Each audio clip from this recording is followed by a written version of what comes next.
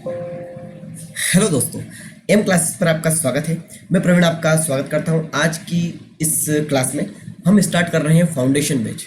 इस फाउंडेशन को बैच को हम अगर आप देखा जाए तो चैप्टर के हिसाब से अगर देखा जाए तो मैं आपको बताऊं कि चैप्टर देखेंगे अगर तो 27 चैप्टर्स हमारे मैथमेटिक्स में होते हैं। उन 27 चैप्टर्स के लिए लगभग 2 मंथ तो मिनिमम चाहिए। कितने? 2 मंथ मिनिमम और मैक्सिमम 3 मंथ इनको कंप्लीट करने के लिए हमें चाहिए। तो आप देखिए कि 3 मंथ, अगर 3 मंथ में सारे चैप्टर बेसिक से सारे क्लियर हो जाए। फाउंडेशन बेस्ड का लाने का कारण यही था कि सारी चीज़ें बेसिक से क्लियर हो, और मेरा उद्देश्य है कि सारी चीज़ इतनी बेसिक से हो कि आपको कभी आपको दिक्कत ना आए कि होता क्या है, चैप्टर का नाम भी समझ में आए कि चैप्टर क्या कहना चाहता है। आपको बहुत सारों को पता नहीं होगा प्रोपोर्शन होता क्या है, सॉल्यूशन करते हैं प्रोपोर्शन का मतलब क्या है, अगर रेशियो की जरूरत क्यों पड़ती है। इन सभी चीज़ों को अपन स्टार्ट से बेसिक से सारी चीज़ें सीखेंगे और आपको जुड़े रहना है डेली। और इस क्लास को हम रेगुलर रखने वाले हैं। जहाँ तक हो सके ये चैप्टर वाइज एक दिन छोड़कर दो दिन छोड़कर भी क्लास आएगा, लेकिन इस फाउंडेशन बैच को कंप्लीट करने का पूरा मेरा उद्देश्य है। और अगर आप लास्ट तक बने रहे तो इस फाउंडेशन बैच को 2 से 3 मंथ में हम पूरा कंप्लीट कर देंगे। लेकिन 2 से 3 मंथ सुनकर आप अभी से ऐसा मत करना कि अभी छोड़ देते हैं, चलो सर अभी तो बहुत टाइम है तो फिर कर लेंगे, ऐसा नहीं। इसको अभी से करेंगे तो आपका फ़ायदा ये होने वाला है कि आने वाली आरआरबी की जो एग्ज़ाम है, आरआरबी पीओ आरआरबी जो मेन बैंक की जो एग्ज़ाम है उनको टारगेट करते हुए ये स्टार्ट किया है। साथ में वो बैंक के टारगेट करने के बाद ही एसएससी सीजीएल, जैसा कि आप देख सकते हैं सीजीएल आने वाली है, तो ये बाकी जो एडवांस चैप्टर जितने भी हैं उस सीजीएल को लेकर स्टार्ट कर रहे हैं। ठीक है, तो एडवांस चैप्टर भी इसमें इंक्लूड है, लेकिन अभी फिलहाल मैं वो सारे चैप्टर करवाऊंगा जो पहले बैंक में आते हैं, उसके बाद अपन एडवांस पर चलेंगे। तो स्टार्ट करते हैं। आज हम पढ़ने वाले हैं रेशो एंड प्रपोर्शन। तो सबसे पहले तो आपको ये पता होना चाहिए कि रेशो क्या होता है और प्रपोर्शन क्या होता है। ठीक है, और रेशो की जरूरत क्यों पड़ी और प्रपोर्शन की जरूरत क्यों पड़ी। रेशो क्या होता है और प्रपोर्शन क्या होता है, चलो रेशो देखते हैं। रेशो का मतलब जब भी हम कंपेरिजन की बात करते हैं, जैसे कि मेरे पास, मैं कहूँ कि सर मेरे पास 5 रुपए हैं और किसी और बंदे या आपके पास 15 रुपए हैं, तो मैं कहूँगा कि मेरे पास अगर 1 रुपया होता तो आपके पास 3 रुपए होते, क्योंकि अगर मेरे पास 5 रुपए है तो आपके पास 15 रुपए। तो मैं क्या कर रहा हूँ, कंपैरिजन कर रहा हूँ। कंपैरिजन कैसे कर रहा हूँ कि आपके पास मुझसे 3 गुना पैसा है, यहाँ देख सकते हैं आप 3 गुना पैसा। तो कंपैरिजन किया। हमेशा ध्यान रखना कंपैरिजन हमेशा सेम चीज़ों में साथ। जैसे कि अगर हाइट का कंपैरिजन हमेशा हाइट से ही करना है। ठीक है, अब देखिए हाइट का कंपैरिजन हाइट से करना है, ऐसा नहीं हो कि हाइट का कंपैरिजन आप कलर से कर लो, ऐसा संभव नहीं है, नहीं होता है। तो कंपैरिजन हमेशा, इसके लिए इसका मतलब क्या हुआ, मैं ये कहना चाहता हूँ कि जब भी रेशो निकालें तो उसकी यूनिट क्या होनी चाहिए, हमेशा यूनिट सेम होनी चाहिए। एक बात तो ये ध्यान रखें, यूनिट सेम होनी चाहिए। इसके ऊपर क्वेश्चन भी लेने वाले हूँ, लेकिन मैं बेसिक थोड़ा सा समझा रहा हूँ। अब प्रपोर्शन क्या होता है, प्रपोर्शन मतलब होता है रेशो का कंपेरिजन। रेशो का कंपैरिजन कैसे, जैसे कि दो बंदे हैं, एक के पास है 5 रुपया और दूसरे के पास है 10 रुपये। ठीक है, एक के पास है 5 रुपया, एक के पास है 10 रुपया। लेकिन दो और बंदे हैं, एक के पास है 15 रुपये और दूसरे के पास है 30 रुपये। ठीक है, एक के पास है, जैसे अभी हम दो बंदों की बात कर रहे हैं, एक के पास है 5 रुपये, दूसरे के पास है 10 रुपये, और तीसरा और चौथे बंदे की बात कर रहे हैं 15 और 30। तो अब देखेंगे कि ये दोनों किस रेशो में है। ये रेशो है 1:2 में और ये भी है 1:2 में। तो अब देखेंगे कि ये जो दोनों ही सेम आ गए हैं, मतलब ये प्रपोर्शन में है। ये दोनों ही क्या है, प्रपोर्शन में, मतलब कि ये भी क्या है, प्रपोर्शन में। आपको समझ में आएगा प्रपोर्शन क्या होता है। जब भी रेशियो का कंपैरिजन किया जाए तो उसे कहते हैं प्रपोर्शन। आपने रेशियो समझा, आपने प्रपोर्शन समझा। अब रेशियो के ऊपर बेसिक क्वेश्चंस लेते हैं। बेसिक क्वेश्चन से आपके साथ अगर स्टार्ट करेंगे तो अच्छा रहेगा, आपको सारी चीज़ें क्लियर होती रहेगी। ठीक है, तो स्टार्ट करते हैं फर्स्ट क्वेश्चन के साथ। आइए इस क्वेश्चन को सॉल्व करते हैं। अब देखेंगे इसका सिंपलेस्ट फॉर्म निकालना। सिंपलेस्ट फॉर्म से मतलब ये होता है कि इसको काट कर ऐसे नंबर में बदल देना, इनको डिवाइड एक सेम नंबर से डिवाइड कर दो ताकि ये एक सिंपलेस्ट फॉर्म में आ जाए। तो सबसे पहले मैं क्या करूँगा, 5 से डिवाइड करूँगा, 5 5 जा और 5 7 जा। ये सिंपलेस्ट फॉर्म होता है। सिंपलेस्ट फॉर्म करना, चेंज करना, मतलब एक तरह से ये कह सकते हो कि दोनों ही नंबर एक ऐसी स्थिति में आ जाए, या तो उसमें किसी का मल्टीप्लाई करके कोई नंबर बनाया जा सके, या किसी नंबर से उसको और डिवाइड ना किया जा सके, तो उस नंबर को अपन सिंपलेस्ट फॉर्म करते हैं। तो बहुत ही ईजी है, इसे कहते हैं रेशो निकालना है। दो नंबर का रेशो निकाल सकते हो, कह सकते हैं दोनों नंबर का मैंने क्या निकाला, रेशो निकाला। Second question, ratio between the 1 our and 1 day. अब आप ध्यान रख रहे हैं 1 आवर की बात कर रहा हूँ और एक 1 डे की बात कर रहा हूँ, इन दोनों का रेशो। तो मैंने आपको थोड़ी देर पहले बताया है कि हमेशा यूनिट सेम होना चाहिए। क्या बात करी मैंने? यूनिट सेम होना चाहिए। अब यहाँ पर आप देखेंगे एक तरफ दे रखा है 1 आवर और एक तरफ दे रखा है डे, तो मुझे यूनिट सेम करनी पड़ेगी। तो यूनिट सेम करने के लिए या तो मैं इस तरीके से करूँ कि इसको डे में चेंज करूँ या फिर डे को आवर में चेंज करूँ। अब डे को आवर में चेंज करना आसान है। कैसे? डे 1 डे में होते हैं 24 आवर। तो आप देखिए दोनों ही क्या हो गई, यूनिट, दोनों की यूनिट क्या हो गई? सेम हो गई। अब जब यूनिट सेम हो गई तो मैं इसका रेशो निकाल सकता हूँ। आवर से आवर कट गया तो 1:24 मेरे पास क्या आ गया? 1:24 मेरे पास रेशो आ गया। तो मेरा आंसर क्या हो जाएगा? 1 रेशो। ये बहुत सिंपल क्वेश्चन थे। अब स्टार्ट करते हैं। चलो अब आते हैं अपन किसी रेशो को इक्वल करना। जैसे कि दो रेशो दिए हो, है ना, तो रेशो दिया हो और इन तीनों का रेशो निकालना हो। जैसे कि ए और बी का रेशो दे रखा है, बी और सी का रेशो दे रखा है, ए बी सी का रेशो में निकालना। इस तरीके के क्वेश्चन को करने से पहले आपको लिखने का ढंग याद होना चाहिए। लिखने का ढंग से मतलब कि ए और बी का रेशो ए और बी के नीचे लिखिए, बी और सी के रेशो को लिखने के लिए इस प्रकार से लिखिए। उसके बाद इनको क्या करना है, एक तरीका होता है कि इसका इसमें मल्टीप्लाई कीजिए, इसका इसमें और इसका इसमें। अगर इस तरीके से आप करते हैं तो क्या होगा, इसका रेशो निकल जाएगा। कैसे? 5 6 30 42, इन दोनों का मल्टीप्लाई और इन दोनों का मल्टीप्लाई सेम। एक तरीका तो ये हो गया।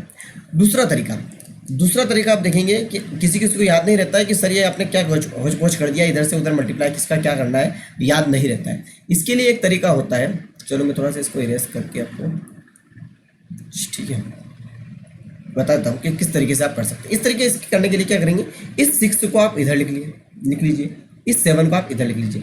अब आसानी से इनका मल्टीप्लाई कर लीजिए इस तरीके से, 5 6 7 6 7 1 7। इस तरीके से आप इसको सॉल्व कर सकते हैं। तो किसी रेशो को निकालने के लिए तरीका है। अगर मैं कहूँ कि यहाँ से ए और सी का रेशो निकालिए तो आप कहेंगे 30 और 7। तो इस तरीके से किसी भी रेशो को आपसे पूछा जा सकता है। अब आते हैं ए बी सी डी। अच्छा, if A B C D are in 4 numbers such that, इनका रेशो दे रखा है। अब आप देखेंगे ए बी सी और डी, ये रेशो दे रखा है। इस तरीके से इनका रेशो क्या दे रखा है, ये दे रखा है 2:3 और ये दे रखा है 4:5 और ये रेशो दे रखा है 5:8। अगर मैं यहाँ पर भी आपसे कहूँ कि इस तरीके से मल्टीप्लाई करना है, इसका इसमें करना है, इसका इसमें करना, तो आप बहुत हौच पौच हो जाएंगे। इसके लिए एक तरीका हो सकता है, क्या तरीका हो सकता है कि सबसे पहले मुझे देखिए आप सी का रेशो देखिए, सी का रेशो यहाँ पर भी 5, यहाँ पर भी 5, मतलब एक्चुअल में सी तो 5 है, इसका मतलब डी 8 ही है रेशो में।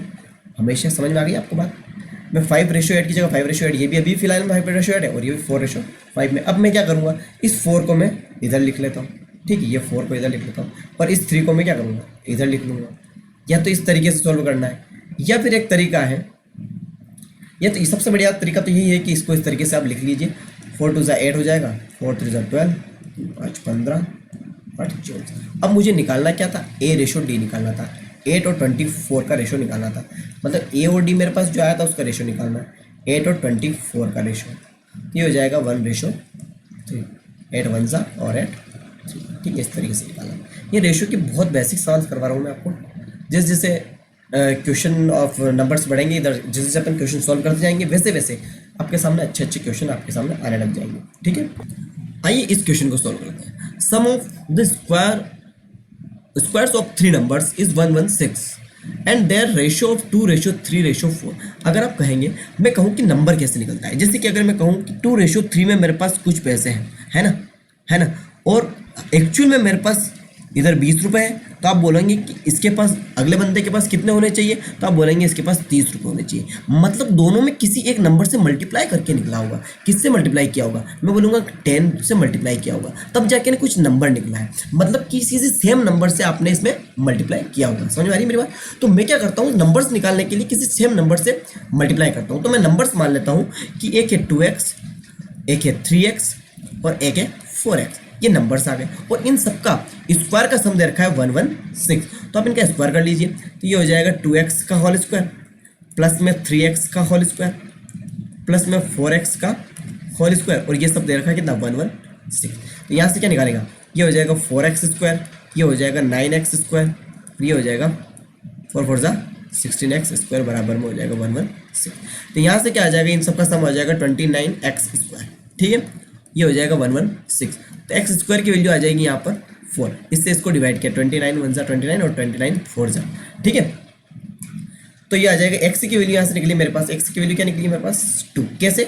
जब मैं x को निकालना होगा तो मैं क्या करूँगा, x बराबर क्या हो जाएगा, यहाँ रूट पर 4 हो जाएगा, तो इसकी वैल्यू क्या आ गई, x इक्वल्स टू 2 आ गई। ठीक है, तो इस 2 से अपन मेरे पास x की वैल्यू आ गई, मतलब जिस नंबर से मुझे सेम नंबर से जिससे मैंने मल्टीप्लाई किया तो वो नंबर आ गया, तो मैं नंबर्स निकाल सकता हूँ, ये सारे नंबर्स 2 2 ज़ा 4, 2 3 ज़ा 6 और 2 4 ज़ा, ये मेरे पास क्या आ गए, नंबर्स आ गए, और ये नंबर्स ऑप्शन नंबर 3 में। तो इस तरीके से आपको क्वेश्चन सॉल्व करना है। अगर मैं यही कहता कि इन सबका सम दे रखा है तो मैं डायरेक्ट रेशियो को सम करके निकाल सकता, लेकिन मैंने स्क्वायर दिया है, इसलिए मैंने क्या किया कि किसी एक नंबर से मल्टीप्लाई कर कर इसका स्क्वायर किया है। ठीक है, चलो next question, what must be added to each term? 7:13 and 7:13 so that the ratio become 2:3। देखो कोई रेशियो है 7 और 3, इन दोनों में कुछ ने कुछ प्लस किया गया है, और जो भी प्लस किया दोनों में what must be each term दोनों में जो भी ऐड किया है वो सेम नंबर था, है ना, कुल मिलाकर ये, और रेशियो क्या बन जाता है 2:3। अब मुझे इसके लिए करना पड़े, जब भी मैंने कुछ ऐड किया होगा तो दोनों में सेम ऐड किया होगा, तो रेशियो में भी सेम ऐड होना चाहिए ना। यहाँ पर देखेंगे तो कुछ ऐड नहीं हो रहा है, यहाँ पर देख रहे हैं माइनस, लेकिन उसके लिए क्या करना पड़ेगा, इस यहाँ पर इस टर्म को इक्वल करने के लिए मुझे करना पड़ेगा इन दोनों की टर्म को इक्वल, इन दोनों के बीच का डिफरेंस को इक्वल। ये है 6 का डिफरेंस और यहाँ पर 1 का डिफरेंस, इसको सेम करने के लिए इस पूरे रेशियो में मुझे 6 से मल्टीप्लाई करना पड़ेगा, क्योंकि ये 6 से मल्टीप्लाई करूँगा तो ये 6 बन जाएगा, और इस पूरे में 6 मल्टीप्लाई करूँगा तो ये पूरा रेशियो सेम हो जाएगा। देखो किस तरीके से, ये तो हो जाएगा 7 और 13 रहेगा, लेकिन ये हो जाएगा 6 से मल्टीप्लाई करने पर, इस पूरे में 6 से मल्टीप्लाई करने पर क्या हो जाएगा, ये हो जाएगा 12 और ये हो जाएगा 18, समझे, 12 रेस टू 18 हो गया। अब आप देखेंगे दोनों में सेम रेशियो ऐड हो रहा है, इधर देखो ये 5 ऐड हो रहा है और इधर भी देखेंगे आप 5 ऐड हो रहा है, कुल मिलाकर अब देखेंगे 5 ऐड करने पर क्या हो रहा है, रेशियो क्या में आ रहा है 12:18 हो रहा है, मतलब ये किस रेशियो में आ गया 2:3 में, तो कुल मिलाकर रेशियो क्या नंबर क्या आया मेरे पास 5, तो यहाँ पर डायरेक्ट आंसर क्या आ गया मेरे पास 5। ठीक है, लेकिन अगर वो टर्म दे देता कुछ एक और, चलो नेक्स्ट क्वेश्चन करेंगे उसमें आपको ये समझ में आ जाएगा। नेक्स्ट क्वेश्चन बताओ, a sum of money is to be distributed between Ajay and Sanjay is proportion of 7:11, respectively Sanjay gets 6,000 rupees, यहाँ पर रुपीज कर लेंगे इसके, rupees more than Ajay, how much did Ajay get, Ajay ने कितने प्राप्त किए। चलो सबसे पहले दिया क्या है, अजय और किसका रेशियो दे रखा है, संजय का, क्या रेशियो दे रखा है, दे रखा है 7:11। ठीक है, ये मेरे पास रेशियो दे रखा है। अब इन्होंने बोला है कि संजय गेट्स 6,000 मोर, संजय गेट्स 6,000 मोर, और रेशियो में कितना मोर कर रहा है, मोर प्राप्त कर रहा है, मतलब कितना ज़्यादा प्राप्त कर रहा है। इधर देखेंगे आप +4, मतलब कि रेशियो में तो 4 और एक्चुअल में 6,000, तो इस रेशियो की इस यूनिट की 4 यूनिट की वैल्यू कितनी हो रही, 6,000 के बराबर, तो 1 यूनिट निकल सकती है यहाँ से, 1 यूनिट आ जाएगी 1,500, 4 से इसको डिवाइड कर दिया। अब मुझे निकालना क्या है, मुझे निकालना how much did Ajay get, Ajay मतलब अजय क्या है 7 यूनिट की वैल्यू निकाली, 1 यूनिट की वैल्यू इतनी, 7 यूनिट की वैल्यू कितनी हो जाएगी, ये हो जाएगी 10,500, 10,500। इस तरीके से अगर मुझे बोलता कि संजय निकालिए तो संजय में मैं 1500 से मल्टीप्लाई करता, संजय निकल जाता है ना। इस तरीके से आपको रेशियो का यूज़ करना है। ठीक है, the ratio between boys and girls in a school 4:6 respectively, if the number of boys increased 200 by 200, ratio becomes 5:6 respectively, how many girls are there in the school। अब देखेंगे क्या हो रहा है, बॉयज एंड गर्ल्स का ratio दे रखा है सबसे पहले तो 4:6। अब हुआ क्या, हुआ ये कि बॉयज इंक्रीज हो गए, कितने इंक्रीज हुआ 200, बॉयज में क्या इंक्रीज हुआ 200 का इंक्रीज हुआ बॉयज में। इसका मतलब ये हुआ कि गर्ल्स में कोई भी चेंज नहीं हुआ होगा, और रेशियो कितना हो जाता है 5:6। अब आप देख रहे हैं कि गर्ल्स में एक्चुअल में कुछ भी, अब रेशियो में भी कुछ भी चेंज नहीं हुआ, यहाँ पर भी 6 है और यहाँ पर भी 6 है। एक्चुअल में जो चेंज हुआ है बॉयज़ में हुआ है, और बॉयज़ के रेशियो में भी कितना चेंज हुआ 1, मतलब कि ये रेशियो में चेंज हुआ 1 यूनिट की वैल्यू कितनी होगी 200, है ना। अब आपको निकालना क्या है, how many girls are, girls कितनी है, शुरुआत में भी 6 थी और बाद में भी 6 है, बस 6 यूनिट की वैल्यू निकालनी, तो 6 यूनिट की वैल्यू कितनी आ जाएगी 6 2 तो 1200 मेरे पास आंसर आएगा। ठीक, इस तरीके से निकालना था, मतलब जो दिया है उसको उसके बराबर रखना है। रेशो का कायदा होता है कि जो दिया है उसको उसके बराबर, क्या दिया था इनके बीच का डिफरेंस दिया है, तो कुल मिला के रेशो बॉयज़ में बढ़ रहा है तो बॉयज़ में कितना बढ़ा उसके बराबर में उसको रख दिया। ठीक है, चलो next question, the total number of students, the total number of students in a school is 1224. If the number of girls in the school is 600, number of girls दिए, then what is the respective ratio of the total number of boys and total number of girls? boys and girls का मुझे क्या निकालना है, ratio निकालना है। और क्या दे रखा है आप देखेंगे कि total number of student they रखा है, टोटल मतलब कि बॉयज प्लस गर्ल्स दे रखा है ना, कितना दे रखा है 12 12 1 2 2 4, ठीक है, ये दे रखा है, ये दे रखा है, ठीक है। और क्या दिया इसके अलावा, नंबर ऑफ गर्ल्स दे रखी है कितनी 600, नंबर ऑफ गर्ल्स अगर 600 दे रखी है तो बॉयज निकाल सकते हैं अपन यहाँ से। बॉयज निकालने के लिए इसको, बॉयज को माइनस कर लो टोटल में, तो सॉरी गर्ल्स को माइनस कर लो तो बॉयज आ जाएंगे, बॉयज कितना आ जाएंगे 24 624। तब क्या निकालना है, इन दोनों का रेशियो निकालना है, बहुत ही सिंपल है, इनको काट पीट कर लेना आंसर आ जाएगा, ठीक है। इतना साफ होमवर्क में भी कर सकते हैं, है ना, ठीक है भैया।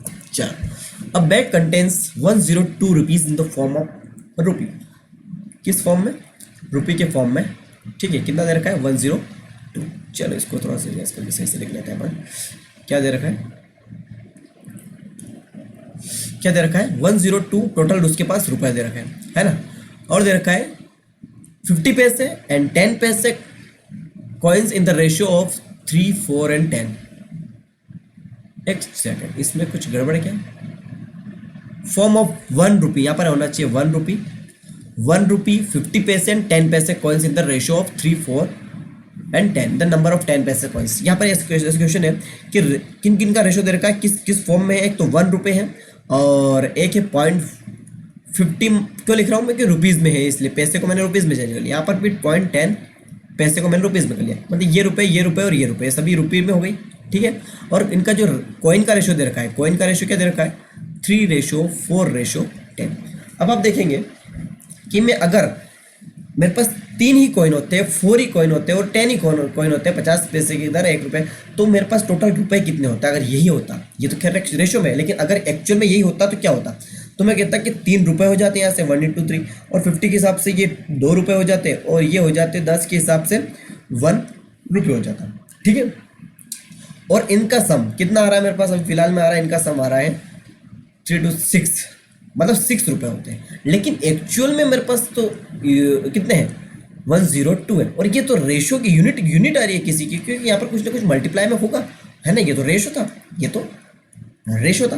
तो एक्चुअल में 6 यूनिट की वैल्यू कितनी आ गई 102, तो यहाँ से 1 यूनिट की वैल्यू निकाल सकते हैं, 6 1 जा 6 6 7 जा, 1 यूनिट की वैल्यू कितनी आ गई 17 आ गई। तो यहाँ से मैं निकाल सकता हूँ, क्या निकालना है, द नंबर ऑफ 10 पैसा कॉइन में मल्टीप्लाई करना है, 1 यूनिट की वैल्यू कॉइन में मल्टीप्लाई करना है, तो कॉइन किसकी 10 पैसे में, तो इंटू में इसको क्या करेंगे 17, ये हो जाएगा 170। इस तरीके से इस क्वेश्चन को सॉल्व किया जाता है, ठीक।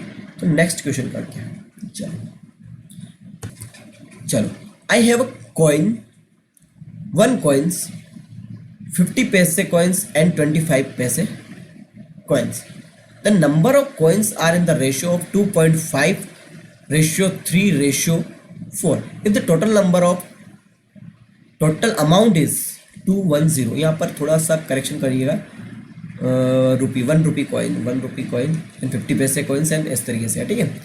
तो इस तरीके से अब देखिएगा, अब तो इसने पूछा है 1 रुपी, ठीक, इसलिए अब देखेंगे आप कि 1 रुपये का कॉइन था एक तो, और एक कॉइन था 50 पैसे का, तो इसको मैं पॉइंट में 0.50 लिख कर रुपये में कर देता, ये हो जाएगा इधर 0.25 रुपये, ठीक है। ये रुपए में आ गए। अब मेरे पास इनका रेशो दे रखा है 2.5, ये 3, इधर 4, ठीक है। तो अपन यहाँ से निकालेंगे सबसे पहले, तो एक्चुअल में रुपए कितने बन रहे हैं रेशो के हिसाब से, तो ये देखेंगे या तो 2.5 ही बन रहा है, यहाँ पर 1.5 बन रहा है, और यहाँ पर ये बन रहा है 2, 25 चौक 100 नहीं 1 बन रहा है ना। अगर 4 कॉइन्स होते हैं तो 1 रुपया बन जाता। तो ये टोटल कितना हो रहा है मेरे पास रुपए में, ये रुपए में वैल्यू हो रही है मेरे पास 2.5, 3, 4 और 5, 5 यूनिट्स। कितनी हो रही है 5 यूनिट्स की वैल्यू दे रखी है 210। कितना अमाउंट कितना है 210 इस हिसाब से। तो 1 यूनिट की वैल्यू कैसे आ रही है 24 और 5 दूना 10, 1 यूनिट की वैल्यू आ गई 42। अब इसने पूछा क्या 1 रुपये कॉइन, 1 रुपये की कॉइन कितने हैं, कॉइन मतलब कि इससे मल्टीप्लाई करना है। कॉइन का रेशो क्या है, ये रेशो कॉइन का रेशो है, ठीक है, ये कॉइन का रेशो है। तो 42 का मल्टीप्लाई किससे करना है आपको 0.25 से 2.5 से करना है। तो मैं एक तरीका मल्टीप्लाई करने का तरीका आपको सिखाता हूँ। कभी कभी पॉइंट से अगर मल्टीप्लाई ना हो, आपको नहीं आता हो, तो इसके लिए एक तरीका होता है कि इसको हाफ कर लो और इसको डबल कर लो, तो ये हो जाएगा। तो इस तरीके से 21 5 105 हो जाएगा। तो इस तरीके से मल्टीप्लाई 105 मेरा आंसर हो जाएगा। इस तरीके से इस क्वेश्चन को सोल्व करना था। ये कॉइन वाले क्वेश्चन मैंने आपको करवा दिए। चलो नेक्स्ट करते हैं। चलो इस तरीके से कॉइन वाले क्वेश्चन किया तो आपने देखा होगा कि मैंने बेसिक कुछ क्वेश्चन करवाए हैं, ऐसे कॉइन से रिलेटेड करवाए हैं, परसेंटेज से रिलेटेड बहुत सारे क्वेश्चन होते हैं जो रेशो पर बेस्ड होते हैं। तो रेशो एक बहुत बड़ा चैप्टर होता है देखने में तो, लेकिन मैं धीरे धीरे आपको सारे टाइप करवा दूंगा। रेशो का उपयोग भी करूंगा और कहीं परसेंटेज में भी यूज़ करूंगा, कहीं जैसे कि पाइप एंड सिस्टर्न में यूज़ करेंगे, हर जगह पर रेशो का यूज़ करेंगे। उस तरीके से रेशो को अपन पूरा सॉल्व करेंगे। तो आज के लिए इतना ही। आपको कैसी लगी क्लास कमेंट में ज़रूर शेयर करना, और ज़्यादा से ज़्यादा बच्चों तक इसको आप शेयर करना आपके रिलेटिव से, ताकि ज़्यादा से ज़्यादा लोग इस फाउंडेशन बैच को ज्वाइन कर सकें। Thank you for joining us. Thank you.